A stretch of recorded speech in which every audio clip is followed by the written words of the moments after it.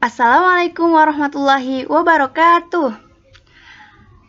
Halo sahabat tafsir, apa kabar? Semoga kita semua dalam kondisi yang sehat-sehat saja di masa pandemi ini. Baik, alhamdulillahirrabbilalamin, wassalatu wassalamu ala asyrafil anbiya'i wal mursalin, wa ala alihi wa sahbihi ajma'in, amma ba'du. Untuk video kali ini kita akan membahas tentang peta konsep ayat-ayat ekonomi dan sosial. Bersama saya Futihatus Sa'diyah, jurusan Ilmu Al-Quran dan Tafsir semester 6, Fakultas Syariah Dakwah dan Usuluddin di IAIN Takengon, Aceh Tengah, Aceh. Yuk, mari kita simak videonya.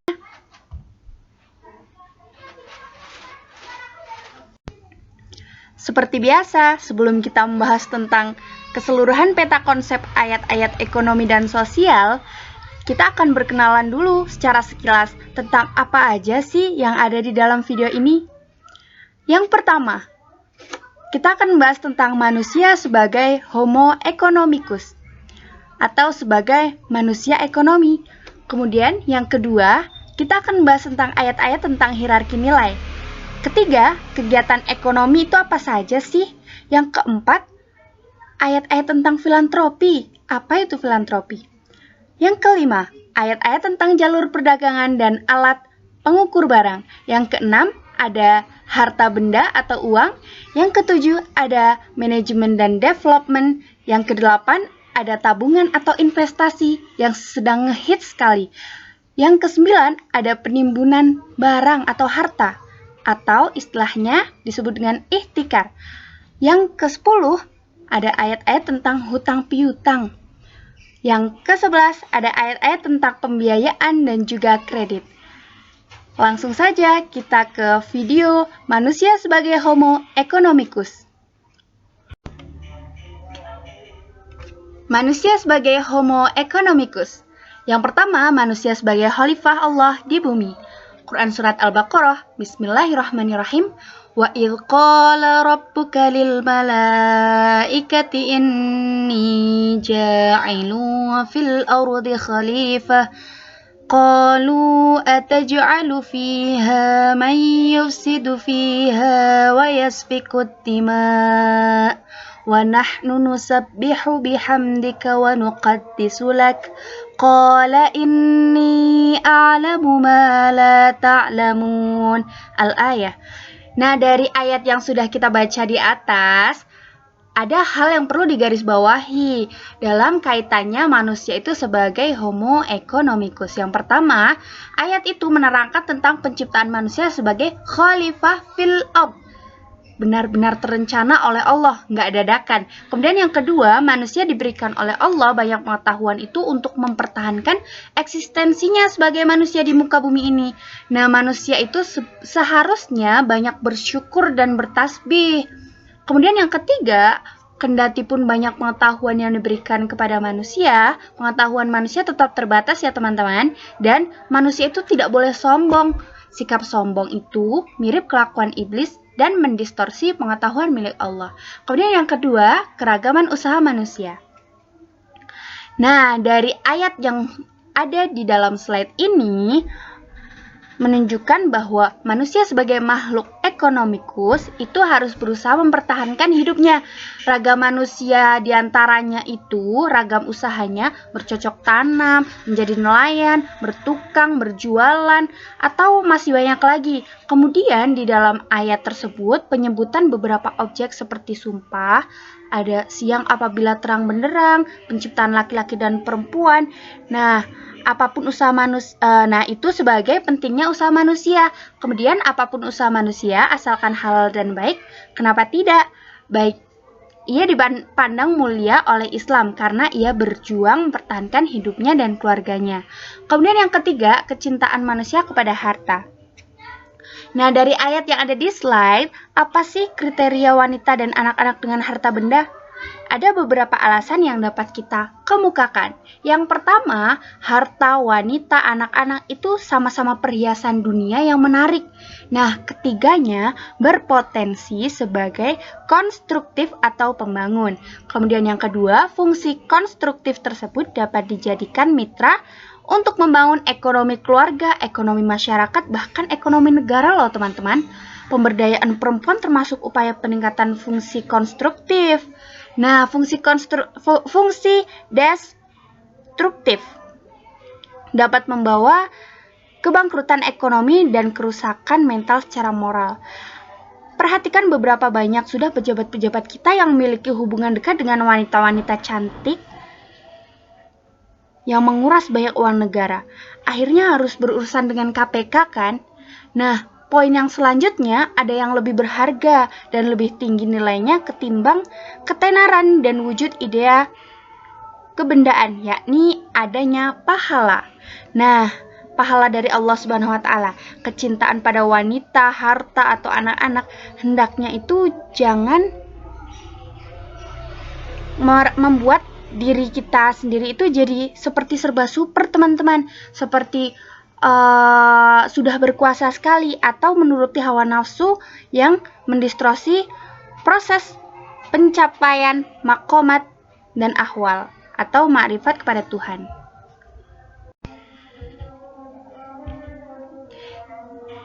Pada pembahasan kedua, kita akan membahas tentang ayat-ayat hierarki nilai. Yang pertama ada prinsip ketauhidan. Ayatnya Bismillahirrahmanirrahim. Lillahi ma fis samawati wa ma fil ard wa in tubdu ma fi anfusikum aw tukhfuhu yuhasibukum bihi Allah wa yaghfiru liman yasha wa yu'adzibu man yasha wallahu ala kulli syai'in qadir.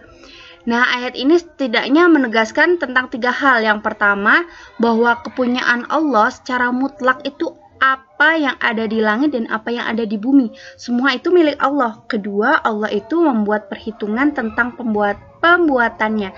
Baik itu melahirkan ataupun menyembunyikan, Allah itu mempunyai atau mengampuni atau menyiksa siapa yang Ia kehendaki.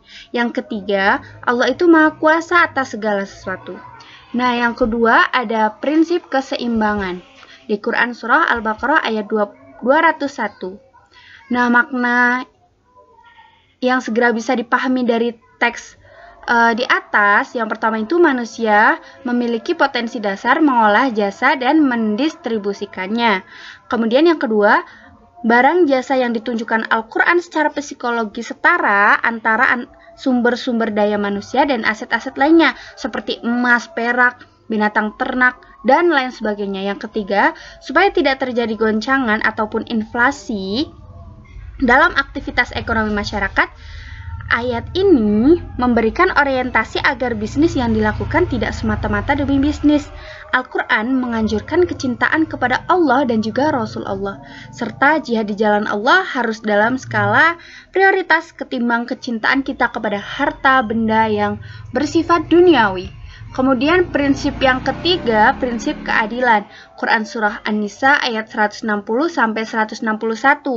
Nah, dalam Quran Surat An-Nisa ayat 160-161 ini tidak secara langsung menunjuk kepada term keharusan berbuat adil seperti yang ditunjuk oleh ayat i'dilu huwa aqrabu littaqwa.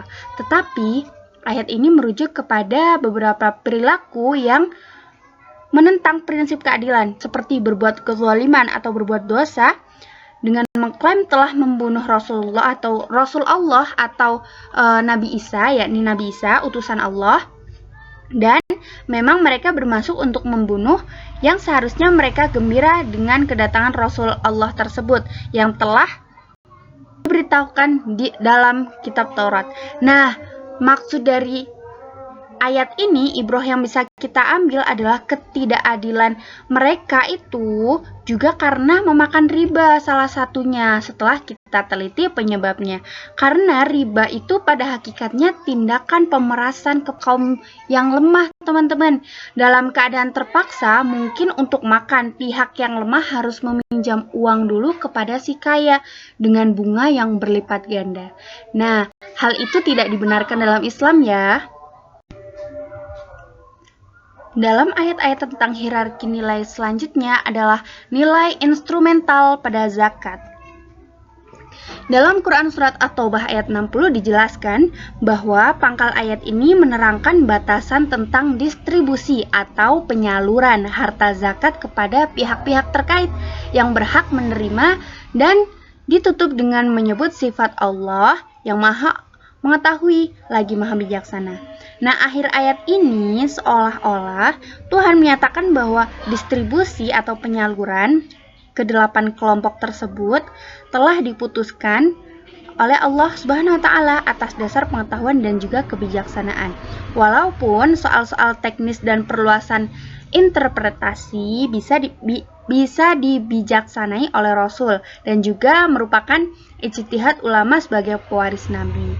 Tapi petunjuk dari Allah itu sudah ada ya teman-teman, walaupun teknisnya itu dilakukan oleh Nabi dan juga ijtihad para sahabat. Kemudian yang selanjutnya adalah nilai pelanggaran riba. Dalam Quran Surat Al-Baqarah ayat 275-280. Nah, Surat Al-Baqarah ini bisa kita baca sendiri-sendiri ya teman-teman. Nah, dalam Quran Surat Al-Baqarah ini menjelaskan perumpamaan orang yang memakan riba, yakni tidak dapat berdiri atau kehilangan keseimbangan, melainkan seperti orang yang kemasukan syaitan karena penyakit gila. Karena riba itu kan mengambil sesuatu yang berlebih dari barang tersebut. Nah, itu tidak diperkenankan dalam agama Islam ya teman-teman. Jadi istilahnya kita itu kehilangan keseimbangan karena terlalu berat terhadap sesuatu, yakni terhadap dunia, terhadap harta. Jadi kita kehilangan keseimbangan dalam diri kita, dalam jiwa kita. Kemudian prinsip yang ketiga yakni prinsip kerjasama. Dalam Quran Surat Az-Zukhruf ayat 32 dan hadis mengisyaratkan antara pihak yang melakukan kerjasama memiliki hubungan fungsional dan sosial sekaligus. Kenapa? Karena keduanya mengikat kerjasama dan menentang segala bentuk eksploitasi kerja atau perbudakan manusia seperti yang banyak terjadi di Indonesia dan di sebagian objek anak-anak usia sekolah sehingga merepotkan Komnas Perlindungan Anak.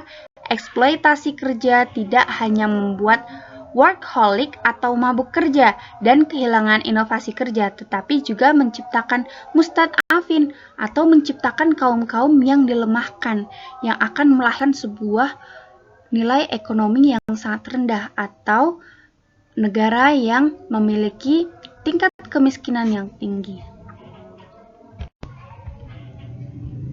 Pembahasan selanjutnya tentang jaminan sosial atau kebijakan humanis. Dalam Quran Surah Al-Imran ayat 39. Kemudian para malaikat memanggilnya ketika dia berdiri melaksanakan sholat di mihrab. Allah menyampaikan kabar gembira kepadamu dengan kelahiran Yahya yang membenarkan sebuah kalimat atau firman dari Allah, panutan, berkemampuan menahan diri dari hawa nafsu dan seorang nabi di antara orang-orang soleh. Nah, apa hubungannya ayat ini dengan jaminan sosial atau kebijaksanaan humanis? Dalam konteks nilai ekonomi, secara langsung agak sulit mencari hubungannya. Sekedar pemahaman kalau juga mau mencari hubungan. Yang pertama, ayat 39 ini ditulis Yang pertama, ayat 39 ini Tuhan mengirim malaikat Jibril untuk menyampaikan kabar gembira dengan kelahiran seorang putra yang bernama Yahya. Kabar gembira tentang kelahiran anak ini sebagai pertanda jaminan kualitas keturunan. Ini semacam kebijakan humanis dari Tuhan terhadap Zakaria yang telah lama mengidamkan seorang anak yang baik dan juga sekaligus seorang nabi. Nah, sedangkan pada ayat 37 surat Al-Imran terlihat jelas bahwa jaminan sosial atau kebajikan humanisnya oleh Tuhan menerima nazar dari istri Imran dengan permintaan yang baik dan mendidiknya dengan pendidikan yang baik, dan Allah menjadikan Zakaria sebagai pemeliharaannya. Setiap Zakaria untuk menemui Maryam di mihrab, ia mendapati makanan di sisinya. Nah, kebijakan humanis dicontohkan oleh ayat yang sesudahnya dalam bentuk pertama, dilarang menghina, mengejek, mengolok-olok satu sama lain, kemudian dilarang mencela orang lain, karena mencela orang lain itu pada hakikatnya adalah mencela diri sendiri. Terus kemudian yang ketiga, larangan memanggil seseorang dengan panggilan yang buruk. Yang keempat, dilarang berprasangka buruk, tidak mencari-cari kesalahan orang, dan juga menggunjing sesama. Pembahasan selanjutnya ayat-ayat tentang kegiatan ekonomi. Seperti yang kita ketahui, kegiatan ekonomi itu terbagi menjadi 3. Produksi, distribusi, dan yang terakhir, konsumsi. Step terakhir. Untuk step pertama, produksi. Produksi terdiri dari 3 step juga, yakni al-bai atau jual beli. Kemudian yang kedua, beraktivitas di berbagai penjuru bumi. Yang ketiga, beristirahat dan bekerja. Nah, untuk kegiatan ekonomi yang kedua, yakni distribusi, prinsip distribusi terdapat dalam Quran Surat Al-Hasyr ayat 7. Nah, dari ayat yang sudah ada di slide tersebut, membicarakan tentang prinsip distribusi harta rampasan orang yang disebut al-fai'i, atau diperoleh dari orang-orang kafir yang mudah tanpa mengarahkan pasukan sebagai lawan dari ghanimah, adalah untuk Allah, untuk Rasul, kaum kerabat, anak yatim, orang miskin, orang-orang yang dalam perjalanan, supaya harta itu jangan beredar di antara orang-orang yang kaya saja di antara kamu. Berarti dalam distribusi ini mengisyaratkan bahwa ketika kita mendapatkan suatu harta, maka kita harus menyebarkannya secara adil. Tidak boleh memutar hanya untuk orang kaya saja, karena kalau untuk satu pihak orang kaya saja, maka kita akan memperkaya orang kaya dan memiskinkan orang miskin. Nah, jadi kita sebagai orang Islam itu harus adil dalam pembagian harta yang kita punyai, karena di dalam harta kita terdapat hak milik orang lain. Jangan lupa membagi harta kita ya teman-teman, dengan cara bersedekah, infak, ataupun lain sebagainya. Kemudian kegiatan ekonomi yang terakhir yakni konsumsi. Nah, yang pertama dilihat dari kualitas makanan dulu sebelum kita konsumsi. Karena dalam Quran Surat Al-Baqarah sudah dijelaskan bahwa, wahai orang-orang yang beriman, makanlah dari rizki yang baik yang kami berikan kepada kamu, dan bersyukurlah kepada Allah jika kamu hanya menyembah kepada Allah. Jadi dalam isyarat Quran Surat Al-Baqarah ayat 172 bahwa kita harus memakan makanan yang dari makanan yang baik. Makanan yang baik itu ya yang diperbolehkan Allah, yang halal, dan juga gizinya juga baik. Dan kita jangan lupa bersyukur kepada Allah yang telah memberikan kita rezeki. Kemudian yang kedua, larangan berlebihan. Isyaratnya dalam Quran Surat Al-A'raf ayat 31. Wahai anak cucu Adam, pakailah pakaianmu yang bagus pada setiap memasuki masjid. Makan dan minumlah, tapi jangan berlebihan. Sungguh Allah tidak mempunyai orang yang berlebih-lebihan. Nah, dalam kita mengonsumsi sesuatu, memakan sesuatu, ataupun memakai sesuatu, dalam Al-Quran kita dianjurkan untuk tidak berlebihan ya teman-teman, karena berlebih-lebihan itu sebagian dari sifat syaitan dan iblis. Pembahasan selanjutnya yakni tentang ayat-ayat filantropi. Apa sih itu filantropi? Masih sangat jarang sekali kita dengarkan tentang kalimat filantropi. Ayat-ayat tentang filantropi adalah ayat-ayat tentang cinta kasih atau sebuah kedermawanan kepada sesama manusia. Nah, ayat-ayat filantropi ini dalam Al-Quran diungkapkan dalam term zakat, infak, sedekah, dan lain-lain yang berhubungan dengan kedermawanan sifat yang dimiliki oleh orang muslim. Yang pertama, ayat-ayat tentang zakat, Quran Surah At-Taubah ayat 18. Ayat ini menegaskan orang-orang yang memakmurkan masjid dan hari pembalasan amal serta tetap menegakkan sholat dan menunaikan zakat dan tidak takut kepada siapapun selain kepada Allah. Maka merekalah orang-orang yang diharapkan masuk ke dalam golongan orang-orang yang mendapatkan petunjuk. Kemudian ayat yang kedua yakni ayat tentang infak. Quran Surat Al-Baqarah ayat 125 bahwa ayat ini memerintahkan kepada kita untuk berinfak apa saja dari harta kepada ibu bapak, kepada kaum kerabat, anak yatim, orang miskin, dan orang-orang yang sedang dalam perjalanan, dan apa saja kebaikan yang kamu buat. Maka sesungguhnya Allah Maha mengetahui. Nah, berinfak dengan apa saja dari kekayaan atau aset yang dimiliki atau apa saja kebaikan yang dibuat yang dianjurkan oleh banyak ayat Al-Quran atau hadis.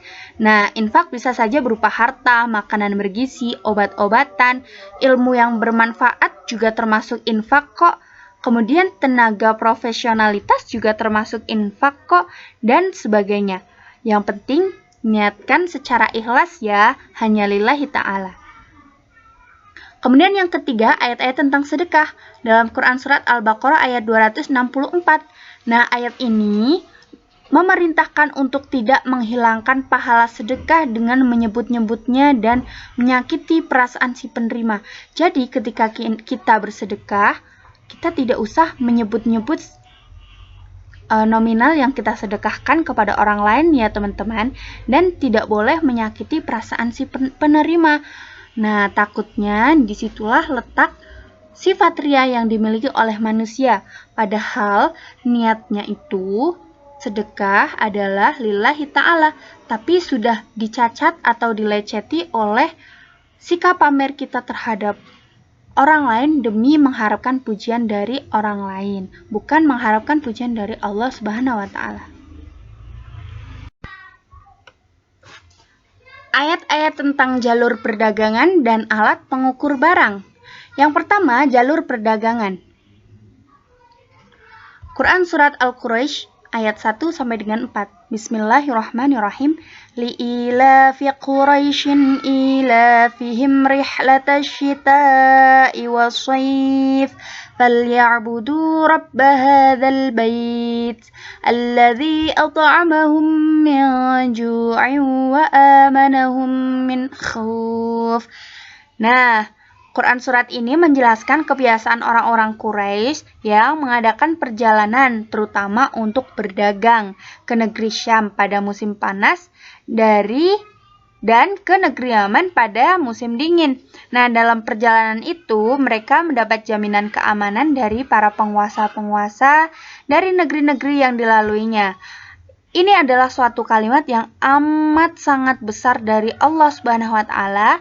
Oleh karena itu, sewajarnya lah mereka menyembah Allah yang telah memberikan nikmat yang tak terhingga itu kepada mereka.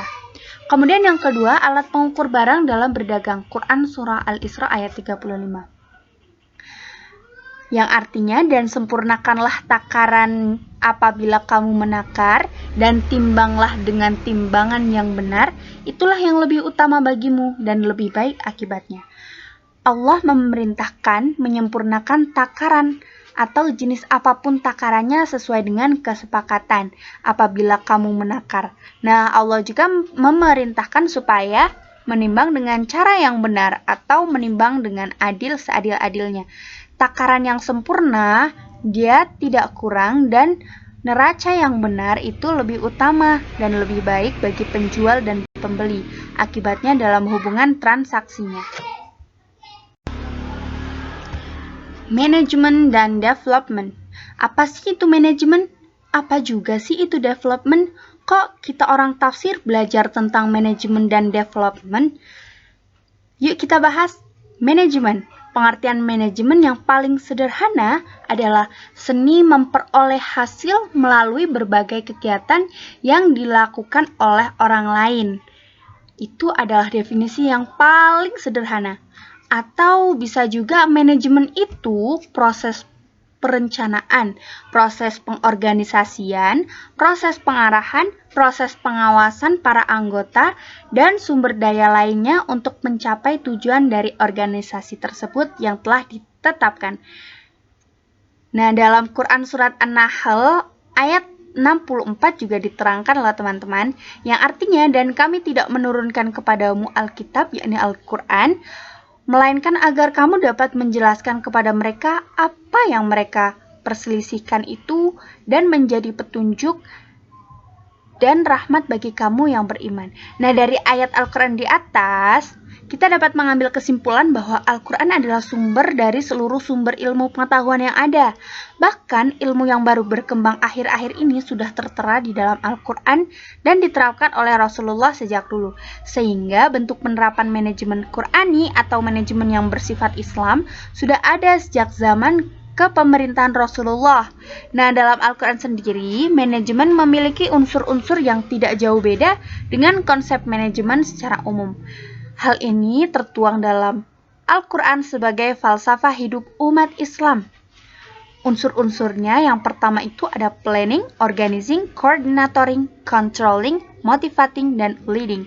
Planning itu perencanaan. Ketika kita memanajemen, maka kita harus merencanakan. Kedua, mengorganizing atau mengorganisasinya dengan baik. Kemudian yang ketiga, mengkoordinatoring atau mengkoordinatori.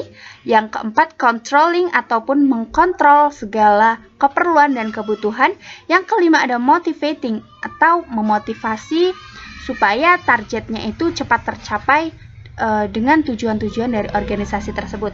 Kemudian yang keenam ada leading atau kepemimpinan, karena dalam manajemen itu sangat dibutuhkan kepemimpinan supaya semua bisa segera tercapai tujuan organisasi yang telah ditetapkan. Kemudian yang kedua ada development atau pembangunan.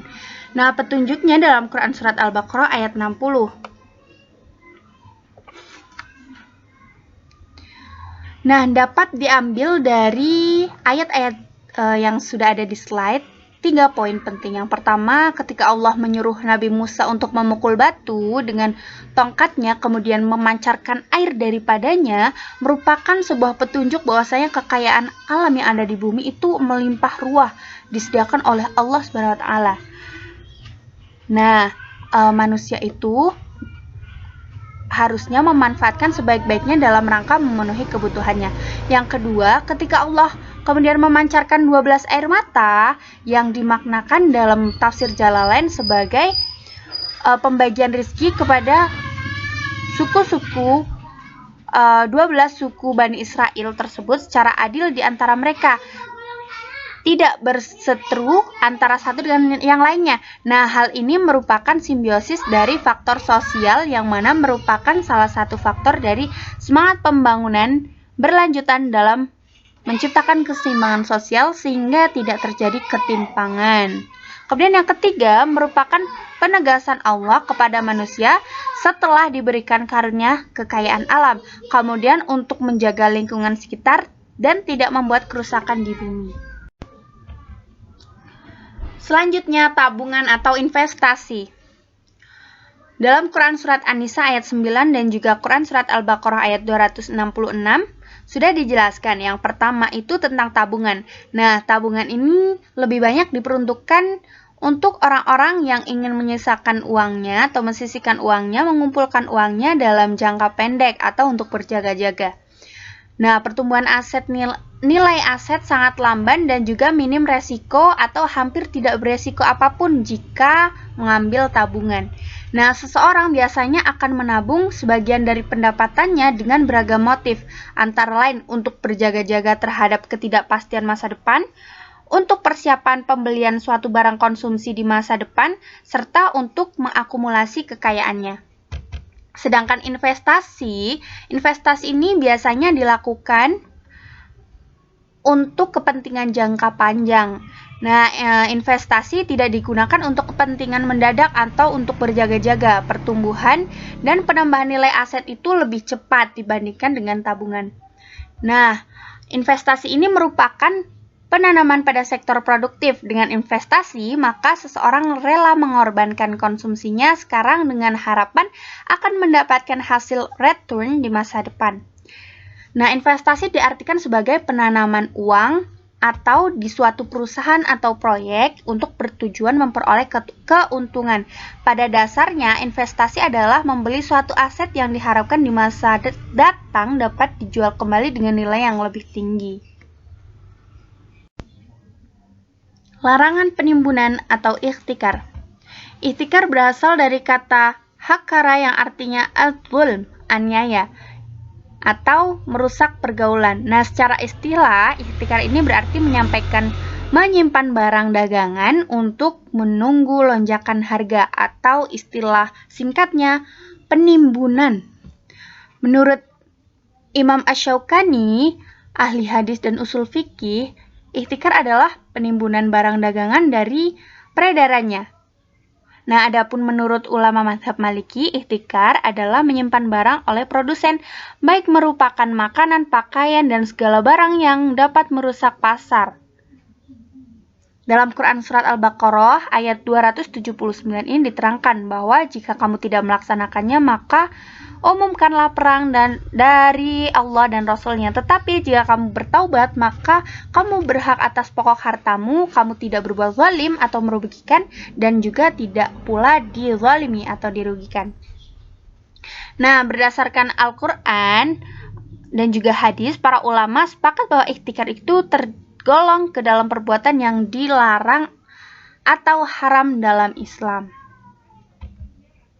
Nah, apabila penimbunan suatu barang tengah terjadi di pasar, maka pemerintah berhak memaksa pedagang untuk menjualnya dengan harga normal pada saat itu. Bahkan menurut ulama fikih, para pedagang menjual barang tersebut dengan harga modal sebagai hukumannya, karena mereka tidak berhak mengambil untung dari apa yang mereka timbun. Di samping bertindak tegas, pemerintah sejak semula seharusnya dapat mengantisipasi agar tidak terjadi penimbunan barang atau penimbunan suatu barang dagangan dalam setiap komoditi, manfaat, atau jasa yang sangat dibutuhkan oleh masyarakat. Terlebih sekarang sedang pandemi. Nah, hati-hati, banyak sekali orang-orang yang melakukan penimbunan barang. Mudah-mudahan di negara kita dijauhkan dari orang-orang yang menimbun barang-barang dagangannya. Mendekati yang terakhir nih, yakni hutang piutang dalam Islam. Nah, dalam Quran Surat Al-Baqarah ayat 282 sangat jelas sekali diterangkan bagaimana sih itu hutang piutang di dalam Islam. Yang artinya, wahai orang-orang yang beriman, apabila kamu melakukan suatu hutang piutang untuk waktu yang ditentukan, hendaklah kamu menuliskannya. Jadi yang pertama, kita harus menulis berapa hutang yang kita pinjam dari orang lain. Dan hendaklah seorang penulis di antara kamu menuliskannya dengan benar. Menulis dengan jujur ya, jangan berbohong. Jangan menolak untuk menuliskannya sebagaimana Allah telah mengajarkan kepadanya. Maka hendaklah dia menuliskan. Dan hendaklah orang yang berutang itu mendiktekan. Jadi orang yang berhutang itu mendiktekan dan orang yang dihutang itu menulis. Dan hendaklah dia bertakwa kepada Allah. Tentu kita menghutang kepada orang yang bertakwa kepada Allah. Dan jangan dia mengurangi sedikit pun daripadanya. Jika yang berhutang itu orang yang kurang akalnya atau lemah keadaannya atau tidak mampu mendiktekan sendiri, maka hendaklah walinya yang mendiktekannya dengan benar. Dan persaksikanlah dengan 2 orang saksi laki-laki di antara kamu. Jika tidak ada saksi 2 orang, maka boleh seorang laki-laki dan 2 orang perempuan di antara orang yang kamu sukai dari para saksi yang ada. Agar jika seorang lupa, maka ada seorang lagi yang mengingatkannya. Nah, jadi kalau kita ngutang jangan pura-pura lupa juga ya teman-teman. Dan janganlah saksi-saksi itu menolak apabila dipanggil. Dan janganlah kamu bosan menuliskannya untuk batas waktunya, baik hutang itu kecil maupun besar. Jadi seberapapun yang kita hutang atau yang orang lain hutang ke kita harus mencatatnya, walaupun hutangnya sedikit. Yang demikian itu lebih adil di sisi Allah, lebih dapat pengakuan kesaksian dan lebih mendekatkan kamu pada ketidakrugian, kecuali jika itu merupakan perdagangan tunai yang kamu jalankan di antara kamu, maka tidak ada dosa bagi kamu jika kamu tidak menuliskannya. Dan ambillah saksi apabila kamu berjual beli, dan janganlah penulis mempersulit, dan begitu juga saksi. Jika kamu lakukan yang demikian, maka sungguh hal itu suatu kefasikan pada kamu. Jadi kalau kita hutang dan kalau kita bayar hutang terlebih, itu jangan sampai banyak alasan atau dipersulit karena itu merupakan suatu kefasikan bagi diri kita. Dan bertakwalah kepada Allah. Allah memberikan pengajaran kepadamu dan Allah mengetahui segala sesuatu. Tapi baiknya ketika kita ingin terbebas dari hutang piutang, ya jangan mau hutang dong. Karena yang namanya hutang piutang itu harus kita lunasi walaupun sekecil apapun. Alhamdulillah, kita telah menyelesaikan pembahasan kita tentang peta konsep ayat-ayat ekonomi dan sosial di semester 6 ini.